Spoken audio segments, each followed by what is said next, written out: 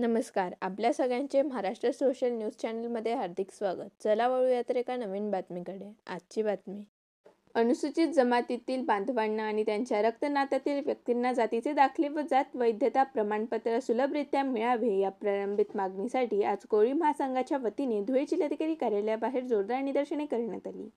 20 October 2023 रोजी तत्कालीन मुख्यमंत्र्यांच्या अध्यक्षतेखाली झालेल्या बैठकीत या संदर्भात निर्णय होऊनही विविध निवडणुका आणि आचारसंहितेच्या कारणास्तव शासनाकडून अद्याप अधिकृत परिपत्रक काढण्यात आलेले नाही.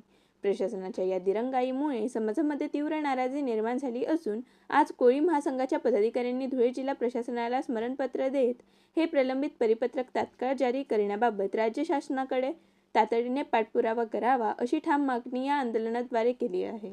संपूर्ण महाराष्ट्रात जिल्हाधिकारी कार्यालयावर माननीय माजी आमदार रमेशदादा पाटील यांच्या नेतृत्वाखाली आज कोळी महासंघाचं धरणे आंदोलन व निवेदन देण्यासाठी संपूर्ण धुळे जिल्ह्यातील कोळी समाज इथं हजर आहे. शासनाला आमची एवढी विनंती आहे की आम्हाला जे जातीचे दाखले मिळत असतात ते सुलभतेने व जात वैधता प्रमाणपत्रसुद्धा सुलभतेने मिळावं ही आमची अशी पहिले राष्ट्रीय मागणी आहे. शासनाच्या 20 ऑक्टोबर रोजी जे माननीय तत्कालीन मुख्यमंत्री एकनाथ शिंदे साहेब याच्यामध्ये आमच्या जे परिपत्रक निघालं होतं त्या परिपत्रकाची अंमलबजावणी व्हायला पाहिजे अशी आमची रास्त मागणी आहे. आज दिनांक 16 आज आम्ही संपूर्ण कोळी समाजाच्या वतीने जिल्हाधिकारी कार्यालय येथे मोर्चा आणि धरणे आंदोलन केले आहे.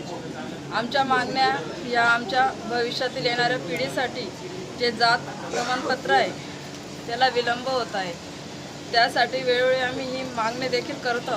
पण एकनाथजी शिंदे साहेबांनी ज्यावेळेस मुख्यमंत्री असताना सुद्धा काढलेले आहेत आणि आम्हाला नक्कीच आशा आहे की आता आमची नक्की दखल घेतली जाईल आणि माननीय मुख्यमंत्री साहेबांपर्यंत जिल्हाधिकारी मॅडम या नक्कीच आमचं जे आजचं निवेदन दिलं आहे याचा विचार करण्यात येईल आणि आम्हाला पण हे आश्वासन मिळालेलं आहे.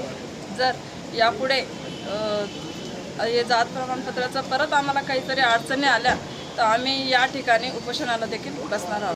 बातमी आवडल्यास चॅनलला लाईक व सबस्क्राईब करा व दररोज अशा नवनवीन बातम्या पाहण्यासाठी चॅनलला फॉलो करा. धन्यवाद.